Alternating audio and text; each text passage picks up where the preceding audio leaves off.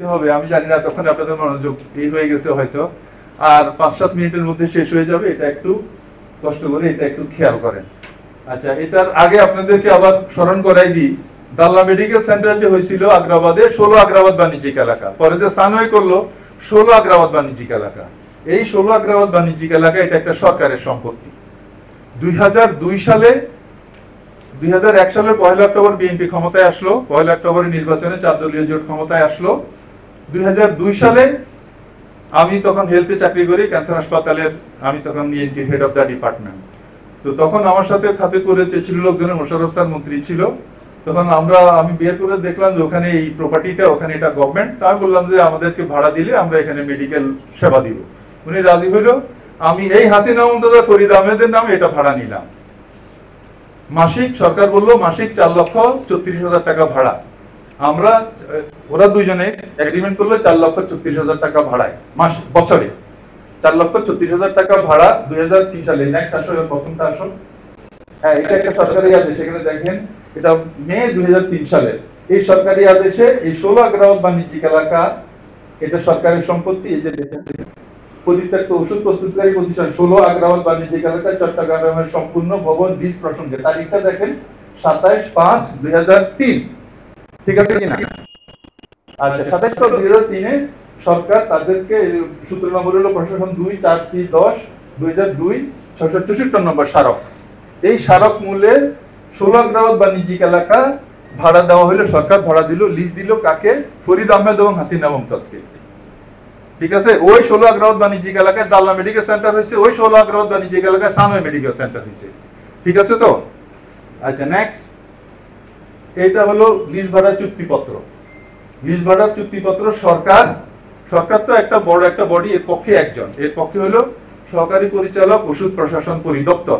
Next, এখানে ছোট করে দেখেছি, এখানে দেখেন এখানে দেখেন এটা সরকারের পক্ষে, উপরেরটা সরকারের পক্ষে সহকারী পরিচালক ওষুধ প্রশাসন ও সদস্য তদারকি ও ব্যবস্থাপনা বোর্ড ওষুধ প্রশাসন চট্টগ্রাম, পরিত্যক্ত ওষুধ প্রস্তুতকারী প্রতিষ্ঠান চট্টগ্রাম প্রথম পক্ষ। দ্বিতীয় পক্ষ ফরিদ আহমেদ / হাসিনা মুমতাজ, উপরে ফরিদ সাহেবের সিগনেচার, বাম দিকে হাসিনা মুমতাজের সিগনেচার, নামও লেখা আছে ফরিদ আহমেদ হাসিনা মুমতাজ, 64 দারাঘাট রোড, পূর্ব মধ্যবাড়ি, চট্টগ্রাম, লিজ গ্রহীতা।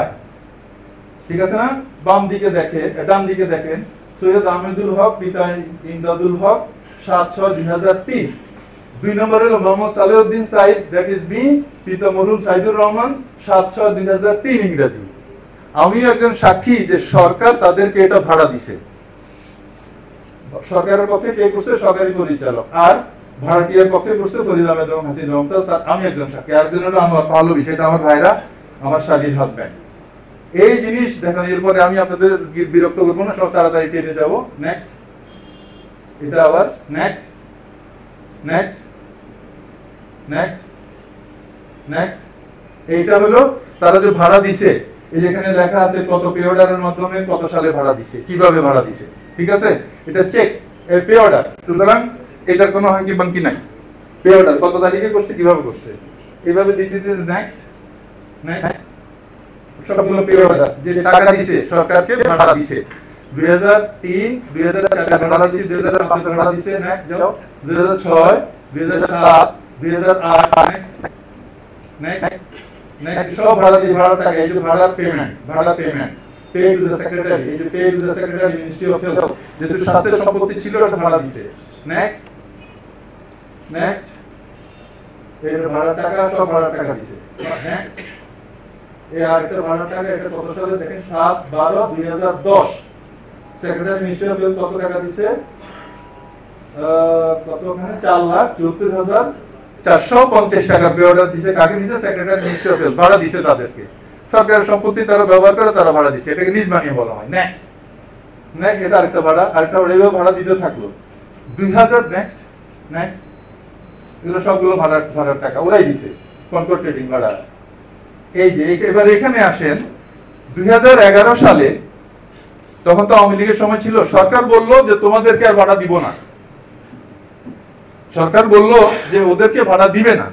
তখন তারা হাইকোর্টে একটা মামলা করলো। এখানে লিখছে দেখেন, বিষয় অত্যন্ত মানবিক কারণে দেশের অর্থনৈতিক স্বার্থে ভবন নম্বর 16 আগ্রাবাদ বাণিজ্যিক এলাকা চট্টগ্রাম নামীয় ভবনে লিজ চুক্তি নবায়ন করার সদয় আদেশ দানের আবেদন। সরকার বলছিল যে তোমাদেরকে দিবেন, এই জন্য তারা বলছে যেন নবায়ন করা হয়, এটার জন্য সুপারিশ কার দেখেন, যে সুপারিশ করছি সিগনেচার শাহজাহান খান। শাহজাহান খান সাহেবের আরেকটা নাম আছে, আপনারা কেউ কি জানেন শাহজাহান খানের আর কি নাম আছে? হ্যাঁ, সাংবাদিক ভাই বোনেরা আপনারা কেউ জানেন না শাহজাহান খানকে কি নামে ডাকা হয়? যদিও বলা যায় না, ইস্তাগফিরুল্লাহ, আল্লাহর কাছে তওবা করে নিচ্ছি, জুতা শাহজাহান খান, তাকে জুতা নিক্ষেপ করছিল একটা ইয়েতে, এখন অবশ্য জেলে আছে।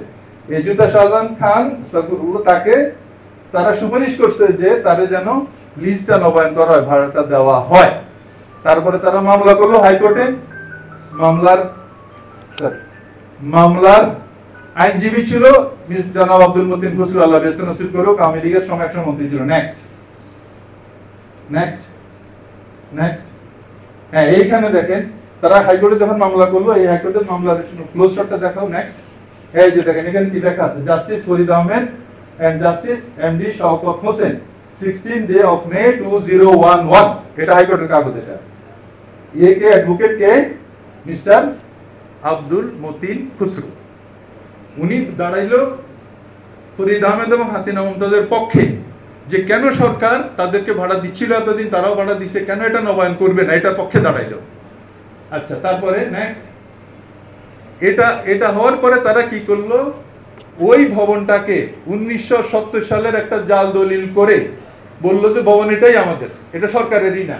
এই যে দেখেন এখানে দিচ্ছে deed of agreement for sale, this deed of agreement of sale is made this day, কতদিন, 3rd day of July 1970, 1970 সালের 3রা জুলাই of the Christian era, between কে মুসাম্মদ ফাতেমা বেগম কে ফরিদ আহমেদ আর হাসিনা মুমতাজের মা। তো ফরিদ আহমেদ হাসিনা মুমতাজের মায়ের নামে যদি 1970 সালে এটা কিনা থাকে, তো 2003 সালে তোমরা ভাড়া নিলা কেন এটা? তারপরে থেকে ভাড়া দিলা কেন এটা? আচ্ছা, এখানে দেখা যাচ্ছে মুসাম্মদ বেগম। এখানে আরেকটা জিনিস খেয়াল করেন সাংবাদিক ভাইয়েরা, daughter of Haji Arif Mia, wife of অমুক, এই কথা লেখে নাই, ওয়াইফ অফ তবারকুল্লাহ এটা লেখে নাই, কারণ তারা খুব চালাক। তারা বলছে যে এটা যদি ওয়াইফ অফ তবারকুল্লাহ লেখে তাহলে তো এবার ফরিদ আহমেদ হাসিনা মুমতাজের মা বোঝা যাবে। আমি বুঝাইতে পারছি নাকি আপনাদেরকে কথাটা? তারা যে জাল দলিলটা যে বানাইছে, তখন তো ওই মহিলা বিবাহিত ছিল। আমার ওয়াইফের জন্মই হয়েছে 1966 সালে, এই মমতাজ বেগমের বা হাসিনা মুমতাজের জন্ম হয়েছে 1966 সালে। তার অর্থ এই ফাতেমা বেগম তো তখন বিবাহিত, 1970 সালে সে তো বিবাহিত। তো তার হাজবেন্ডের নাম দিয়ে তার বাপের নাম দিল কেন? এটা বোঝানোর জন্য, ডিসিভ করার জন্য মানুষকে, যে এটা তো উনি তো তখন বিবাহিত ছিল না। এটা তাকে জিজ্ঞেস করবে না, মনে করছে এটা যে ডিগ আউট হবে এটা তারা ভাবে নাই। আর ক্রিমিনালরা যখন ক্রাইম করে তার একটা সাইন থাকে সবসময়, এই সাইন, এটা দিয়ে তারা কি করছে, Chittagong by faith Muslim occupation housewife by the nationality Pakistani, hereinafter referred to as the first party of the first part, আর সেকেন্ড পার্ট হলো কি ওই 16 আগ্রাবাদ বাণিজ্যিক এলাকা এসজিএনজি ফজলে আলাহি লিমিটেড। এটা দলিল, জাল দলিলটা করে তারা গণপূর্ততে টাকা, নেক্সট আছে নাকি এপিসোড, হ্যাঁ, এই যে এখানে তাদের সিগনেচার আছে, জাল দলিল করে তারা এটা তাদের নামে জমা খারিজ নামজারি করে ফেলছে। করার পরে 2011 সালে যে মামলা করছিল হাইকোর্টে আব্দুল মতিন খসরু, যেটার ছিল, সেই মামলাটা উইথড্র করছে, যে আমরা আর ভাড়াটা দিব না, এটা তো আমাদের, এটা তাদের হয়ে গেল। এখন এই কাগজ, এটা এই দুর্নীতি দমন কমিশনে দেওয়া আছে।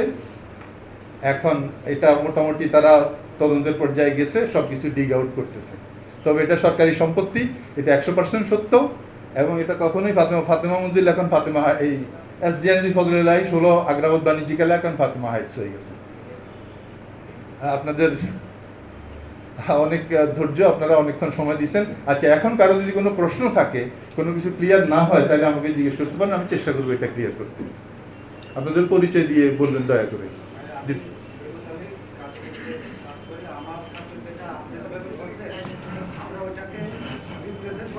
আমাদের সিস্টেমে, আপনার সিস্টেমে আপনি বলছেন, আমাদের সিস্টেমে হচ্ছে যে আপনি যে লিখিত বক্তব্যটা আছে